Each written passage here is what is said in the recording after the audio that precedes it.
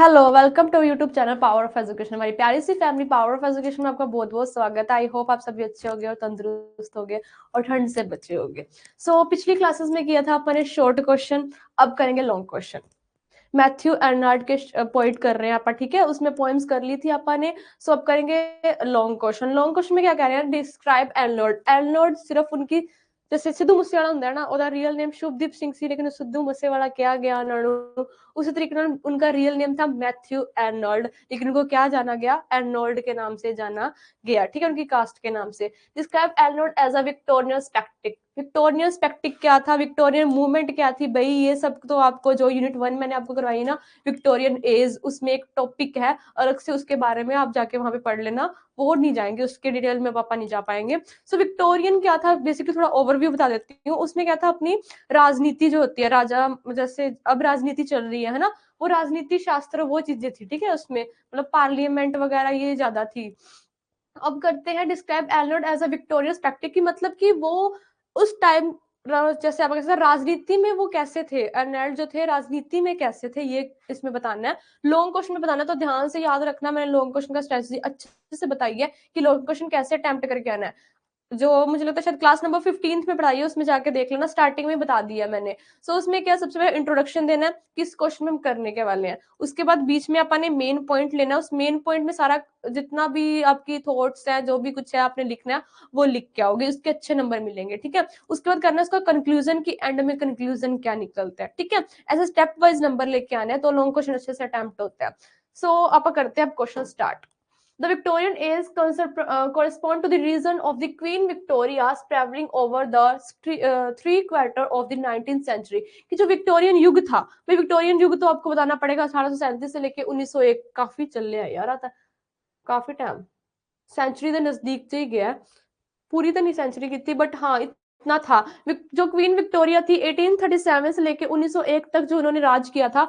उस टाइम जो तीन चौथाई हिस्सों में जो ये है विक्टोरियन एज फैली हुई थी। विक्टोरियन एज क्या थी वो अच्छे से आपको मैंने उसमें यूनिट 1 में बता रखी है, मतलब कि पूरी सेंचुरी के 3 चौथाई भाग में, 3/4 एरिया में जो ये पूरा इनकी विक्टोरियन एज जो है ये फैली हुई थी, ठीक है, काफी लंबा युग था कह सकते हैं आप। This was the period when England was sowing her further and reaping her past. कि ये वो दौर था, ये वो पीरियड था जिसमें जो इंग्लैंड जो पूरी कंट्री है वो अपने अतीत की ओर आगे बढ़ रही थी। अतीत की ओर आगे बढ़ने का मतलब, कि कहने का मतलब जो उनकी परंपराएं थी उनको भी साथ में लेके चल रही थी, लेकिन फिर भी मॉडर्न एरिया में, मतलब पास्ट और अपने जो प्रेजेंट में अच्छे से सामंजस्य बिठा के अपना फ्यूचर क्रिएट कर रही थी। अब इस क्वेश्चन में थोड़ा बता देती हूँ। इस क्वेश्चन में आपके जो यहाँ पे बच्चे होंगे वो हिस्ट्री वाले काफी बच्चे होंगे, सारी हिस्ट्री लगा रखी है भाई इसमें। हिस्ट्री अच्छे से पढ़, जो हिस्ट्री वाले बच्चे हैं ना वो तो अच्छे से पढ़ पाएंगे इसको, ठीक है। पॉलिटिक्स वाले फिर भी मैं कह लूँ थोड़ा इसमें उनको कंफ्यूजन हो सकती है, लेकिन हिस्ट्री वालों को तो ये अच्छे से, उनको शायद उन्होंने पढ़ा भी होगा अपनी लिटरेचर में इनको, ठीक है।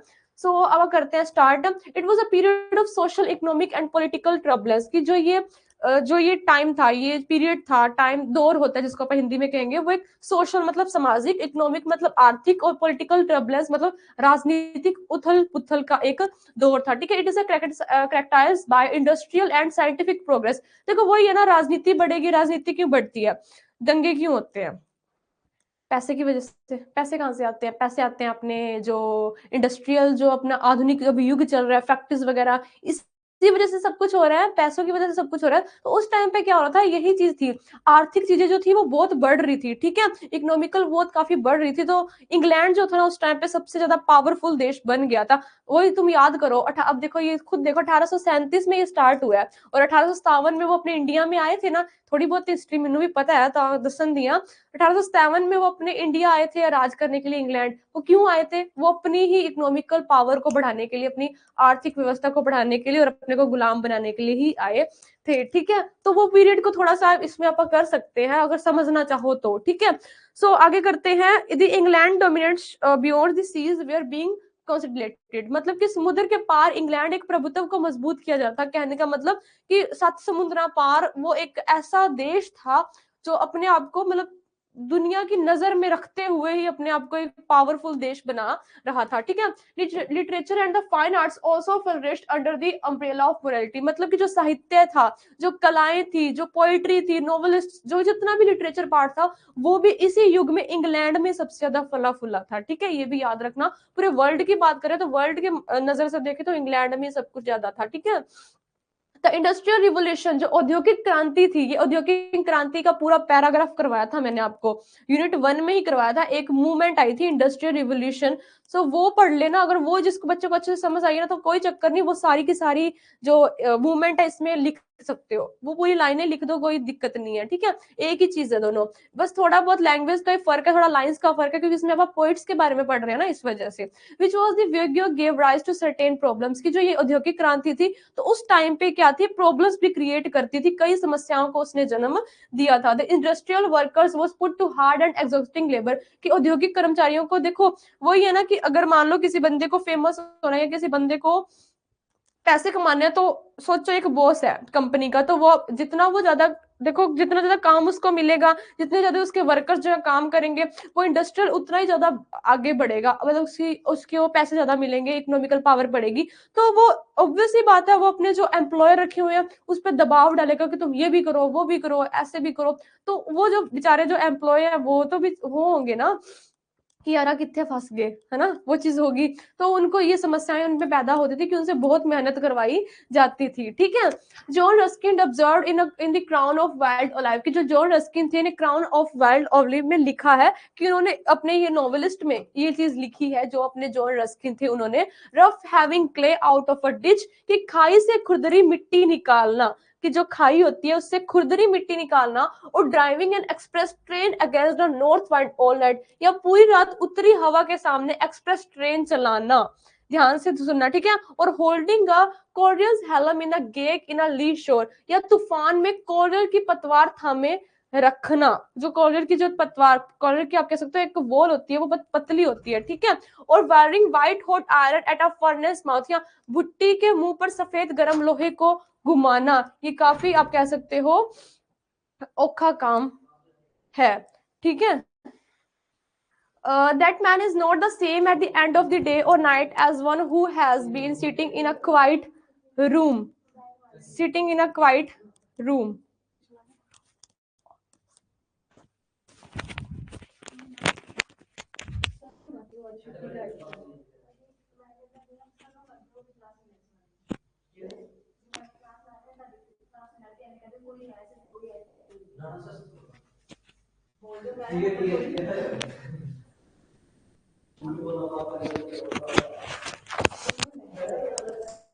चलो अब करते हैं आप क्लास स्टार्ट, अब करते हैं आप क्लास स्टार्ट, ठीक है। और थोड़ा काम था, कहाँ पे थे आप, हाँ, खाई से खुरदरी मिट्टी निकालना, या पूरी रात उतरी हवा के सामने एक्सप्रेस ट्रेन चलाना, या तूफान में कोरियल की पतवार थामे रखना, या भट्टी के मुंह पर सफेद गर्म लोहे को घुमाना, इसको इंग्लिश में कहेंगे rough having clay out of a ditch, और driving an express train against the north wild all night, or holding a collier's helm in a gike in a lay shore, or wearing white hot iron at a furnace mouth। ये सब क्या है, that man is not the same at the end of the day, कि मतलब ये चीजें नामुमकिन होती है, ये चीजें बहुत मतलब औखी होती है, नामुमकिन तो नहीं कह सकते, बहुत औखी होती है। इस तरीके से उस टाइम पे जो लेबर थे, जो मतलब लोग थे, उनको इतनी वो कह सकते हैं यातनाएं सहनी पड़ती थी, ठीक है। that man is not the same at the end of the day or night as one who has been sitting in a quiet room, कि दिन या रात के अंत में वह व्यक्ति वैसा नहीं रहता जैसा वह शांत कमरे में बैठकर अपने आसपास की हर चीज को आराम से रखकर किताब पढ़ते हुए या चित्र बनाते हुए रहता है। कि जरूरी नहीं कि जो आदमी है वो अपने को जैसे दिख रहा है, जरूरी नहीं वैसा होगा, असली रूप ना उसका हमेशा ही जब वो रात को सोने वाला होता है तब होता है, यहाँ बिल्कुल वो खाली कमरे में आराम से बैठा होगा तब उसका असली रूप उसके खुद के सामने आता है, ठीक है। That man is not the same at the end of the day और night as one who has been sitting in a quite room with everything comfortable about him reading book और पेंटिंग पिक्चर्स, ठीक है।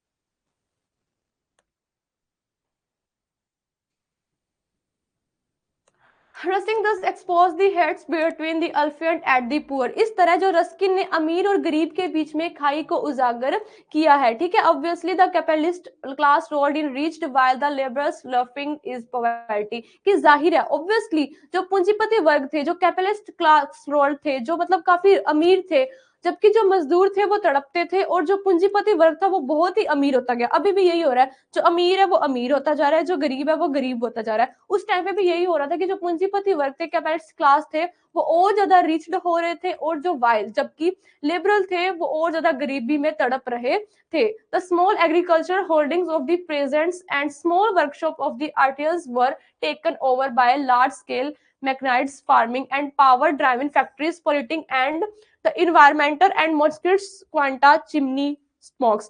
ठीक है, कहने अब जाती है उसको कैसे कहेंगे, किसानों की छोटी कृषि जोत और कारीगरों की छोटी कार्यशालाएं बड़े पैमाने पर मशीनीकृत खेती और बिजली से चलने वाली फैक्ट्रियों द्वारा ली गई। इसका क्या मतलब हुआ कि जो स्मॉल एग्रीकल्चर होल्डिंग्स थी, जो अपनी जो ये वर्कशॉप्स थी, वो कहने का मतलब जो लोग करते थे, जैसे मान लो पहले जो खेती होती थी ना, जो मतलब आप कह सकते हैं कणक वड्डी होंदी सी, जिन्हों आप कहने हैं कणक, वो जो थी ना वो हमेशा, अब मैनू यार कई चीजें हिंदी च नहीं बोलनियां आउंदियां ते थोड़ा वो कर लियो, इनू सैट कर लियो काम नू, कि भाई जो कणक वड्डी जाती थी ना हत्थां नाल वड्डी जाती होंदी सी, ठीक है। लेकिन अब इस टाइम पे, उस टाइम पे क्या हो गया, एग्रीकल्चर जो काफी टेक्निक आ गई थी, तो वो सारा जो उनकी जितने भी उनकी जो पावर थी लोगों की, है ना, जितनी उनकी, देखो अगर वो कणकों को काटते, लोगों की कह सकते हैं आप खेतों में जाके काम करते, तो ही उनका घर चलता है ना। लेकिन वही चीज ना जो आप कह सकते हैं जो टेक्निक ने ले ली, तो उनका सारा काम वहीं पे बिखर गया, तो अब वो बेचारे कहाँ पे जाए, तो ये चीजें तकलीफ लेके आई थी उनके लिए, ठीक है। Of the artisans were taken over by large scale magnetised farming and power driving factories polluting the environment and moistures quanta chimney stocks. की मतलब फैक्ट्री द्वारा ले ली गई थी, जिससे पर्यावरण प्रदूषित हुआ, जिससे क्या हुआ, जो फैक्ट्रीज पोल्यूटिंग की वजह से जो इन्वायरमेंट एंड मॉइस्चर्स थी क्वांटा चिमनी स्मोक की वजह से जो इन्वायरमेंट है वो क्या हुआ, पोल्यूट हो गया, ठीक है। Ugliness was right large of the face of the country, कि देश के चेहरे पर क्रूरता साफ दिखाई दे रही थी, कि मतलब वही ना सेल्फिशनेस बहुत दिखाई दे रही थी उस देश के ऊपर, उस इंग्लैंड के देश के ऊपर, ठीक है। The industrial revolution was ushered in the era of prosperity and progress on the one hand। कि औद्योगिक क्रांति ने एक और समृद्धि लाई, प्रगति लाई, आई नो सबको पता है, लेकिन नुकसान भी बहुत ज्यादा किया था। It created mystery and adversity to millions of workers and Hyderabad, sorry इतने हैदराबाद कितों आ गया है, एक मिनट रुको,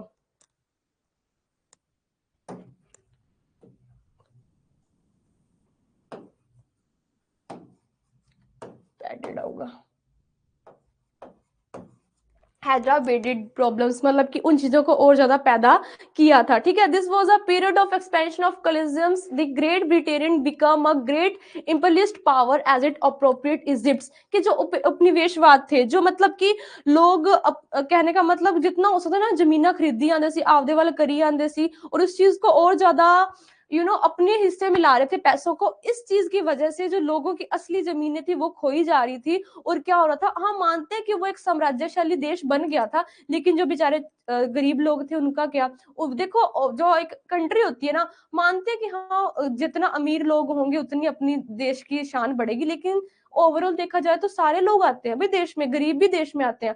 जरूरी नहीं कि सिर्फ जैसे अंबानी हो गए, मैं किसी का नेम नहीं लेना चाहूंगी, वैसे काफी सारे लोग होंगे, दो चार अमीर लोग हैं मान लो आपकी नजर में, तो इसका मतलब ये नहीं कि पूरा देश ही अमीर हो जाएगा, गरीब भी तो पीछे पड़े हैं ना। इंसान पूरी की पूरी अगर जनता देखेंगे तो ही ओवरव्यू आप उसकी इकोनॉमिक कह सकते हैं, इकोनॉमिक पावर देख पाएंगे, है ना।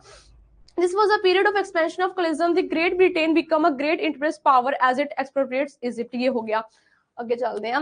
Sudan acquired central of the Quez, established a big empire in India and developed self-government English colonies in Canada and Australia। कि सुडान को अपने अधीन कर लिया, जो ये देश था एक, किस किस को अपने अधीन किया था भाई, ये देख लो, स्वेज के मध्य भाग पर किया था, establish a big empire, India का तो पूरा भाग ही ले गए थे भाई, वो साम्राज्य को स्थापित किया था, लेकिन कई कई चीजें पड़ी थी इंडिया की अभी भी, और कनाडा को, इन सभी को उन्होंने क्या कर लिया था, इकट्ठा अपने हिस्से में, अपने कह सकते हो राज में ले गए थे। न्यूजीलैंड रूल्ड हाइटेंटली in South Africa and obtained several African suggestions from the Turkish Empire। Australia, New Zealand में स्वशासित जिसको कहेंगे, मतलब कि शासन अपना इन्होंने किया, अंग्रेजी उपनिवेशवाद विकसित किया, और दक्षिण अफ्रीका जो साउथ अफ्रीका में दमगई से शासन किया, मतलब कि अपने हाई हैंडली का मतलब होता है धक्के से, और साडा चलदा है धक्का, वो वाला सीन। ठीक है, the sun did not set in the British Empire, lucky call postgrads and the like historians have admired the bureaucratic governance and prestige of the British parliament in Europe. कि ब्रिटिश साम्राज्य में सूरज कभी अस्त नहीं हुआ। कि मतलब ब्रिटिश साम्राज्य में सूरज अस्त का होने का क्या मतलब हुआ कि उनकी कभी भी हार हुई ही नहीं थी इस एरिया में। सिर्फ विक्टोरियन एज की बात की गई है, बाद में तो अपने को भी पता है अपने इंडिया वालों ने उनको हराया था, लेकिन उस एज में उनका जो सूर्य कभी अस्त हुआ ही नहीं, सूर्य हमेशा चढ़ा ही था। ठीक है, लेकिन कॉल ये सब कुछ हो गया, इन सब की मतलब कह सकते हैं हाँ प्रशंसा जरूर हुई है, पावरफुल जरूर माना गया है इसको। England did commit some political and blunders such as opinion war with China and the Crimean War, which intensified the hostility between her and France। मतलब अब तो इसमें भाई सारे युग वही बता रहे हैं किस किस देश के साथ कैसे कैसे युद्ध हुए थे।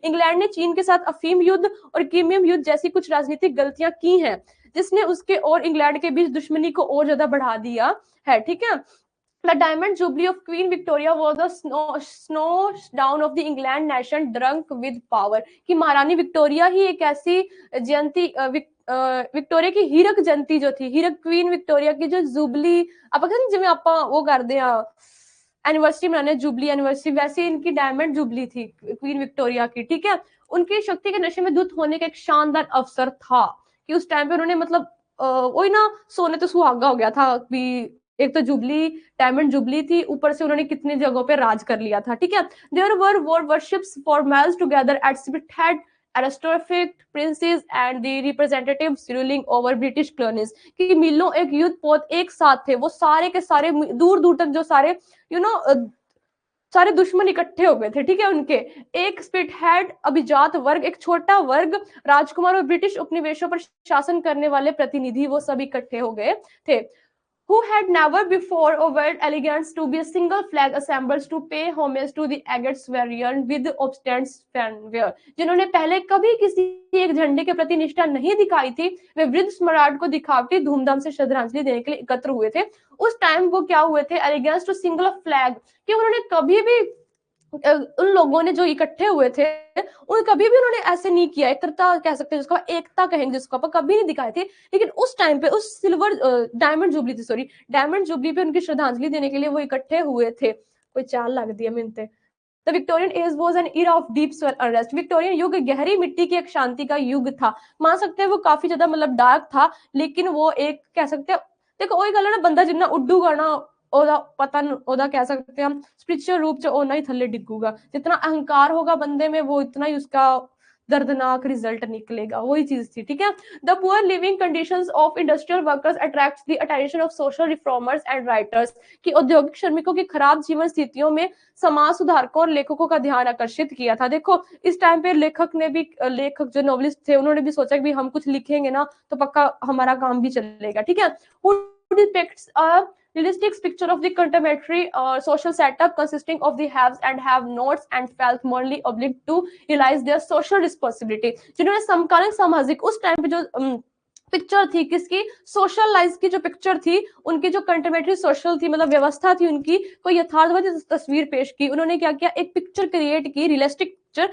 जो रियल पिक्चर थी, जिसमें अमीर और गरीब दोनों को दिखाया गया, पुअर और रिच को इसमें शो किया गया, और नैतिक रूप से अपनी सामाजिक जिम्मेदारी को महसूस करने के लिए बाध्य किया, कि लोगों को मोटिव किया, गरीब लोगों को, कि भी तुम भी हो, तुम भी अपना हक उठाओ। ठीक है, बहुत लेबरल। देखो अपने भी जब अपने भी ऐसे हुआ था तो आप अभी गीतों से ही मोटिव हुए थे, अब भी होते हैं, है ना, गीत संगीत हो गए या पोइट्री हो गई, इसी सेक्शन से ही आप अपनी पहचान बढ़ा पाते हैं। बहुत liberal and technical education advanced in the Victorian period. कि विक्टोरियन काल में तकनीकी शिक्षा, एजुकेशन, टेक्निक, ये सब कुछ बहुत बढ़ रही थी, बहुत आगे गई थी। बहुत कैम्ब्रिज एंड ऑक्सफोर्ड यूनिवर्सिटीज, जो कैम्ब्रिज और ऑक्सफोर्ड काफी बड़ी यूनिवर्सिटी है भाई एक, had fallen low in their established standards, needed some stimulus from the scholist and pedagogic languor of 18th century। कहने का मतलब जो कैम्ब्रिज और ऑक्सफोर्ड दोनों विश्वविद्यालय थे वो स्थापित मानकों में कम हो गए थे, जिसमें 18वीं शताब्दी के शैक्षणिक सुस्ती के लिए प्रोत्साहन की आवश्यकता थी, कि उनको उनकी थोड़ी सी और इसमें कह सकते हो लेवल उनका डाउन चला गया था। Consequently royal commission was appointed in 1850 also. तो एक परिणाम स्वरूप 1850 में एक रॉयल कमीशन भी नियुक्त किए गए थे। Education act was a passed, जो उनके अधिनियम थे, जो रूल थे, एक्ट थे, एजुकेशन एक्ट, वो काफी ज्यादा पास किए गए। Press became a strong political force. जो प्रेस थी, जैसे अब अपने है प्रेस, जैसे कोई भी चीज होती है, कोई भी इन्वेंशन होता है तो फटाफट प्रेस वाले आ जाते हैं ना, रिपोर्टर्स आ जाते हैं, तो वो काफी उन्होंने स्ट्रॉन्ग कर ली थी। ठीक है, newspapers, journalism and the writing of novels flourished as the reading number of public increased phenomenally. कि जो न्यूज़पेपर, समाचार पत्र, पत्रिकाएं, उपन्यास, नॉवेलिस्ट, ये सब क्या थे, एकदम से इनमें वृद्धि होनी स्टार्ट हो गई थी। The great novelist of the period work Charles Dickens. भाई ये याद रखना, ये मोस्ट इंपॉर्टेंट है कि जो ग्रेट जो नॉवेलिस्ट थे उस टाइम के वो थे चार्ल्स डिकेंस। ये फिलिंग द ब्लैंक्स में आ सकते हैं आपके। आगे भी अलग भी नेम है, टैक्रे चॉर्लेटे ब्रांच। भाई अजीब अजीब नाम है, मैं पढ़न दिया हंस छोड़ा। ठीक है, Thackeray, Charlotte Bronte, George Eliot, Anthony Trollope, किंग लेसेट, डिस्रेली और विल्बर लेथन, Meredith, Jane Austen, RL Stevenson etcetera. पढ़ लो, ठीक है। रेनॉल्ड prose writers of the period were Macaulay, John Ruskin, Walter pattern etcetera. इस अवधि के प्रसिद्ध गद्य लेखक भी याद रखना, ठीक है, जो अपने प्रोज राइटर थे वो थे अपने ये 3, Macaulay, John Ruskin, Walter sorry पानी पढ़न दिया मैं, Walter Pater etcetera. They were all remarkable stylist. वो सारे जो थे, मतलब कि एक शैलीकार, जो शैलीकार होते हैं, जो अपने मार्कलिस्ट होते, रिमार्केबल होते हैं, वो होते हैं कि मतलब किस तरीके से ना, मतलब यूनिक तरीके से अपनी पोइट्री सेक्शन को क्रिएट करते थे। ठीक है, सो ये होता है आपका लॉन्ग कंप्लीट। और आपका जो ये पोइट थे की नाम से एर्नल्ड, मैथ्यू एर्नल्ड के पोइट सेक्शन, इसका short question, long question, poetry section, stanza, सब होता है यहीं पे समाप्त। ठीक है, 2 वीडियोस में कंप्लीट है आपका। आगे करेंगे आप अगली क्लास में Robert browning, my last duchess. ठीक है, चल दिया अजली, अगली क्लास में मिलेंगे। लाइव क्लास वाले याद रखना, मैं वापस आऊंगी 5:30 बजे या मान लो 5:45। ठीक है, so thank you so much.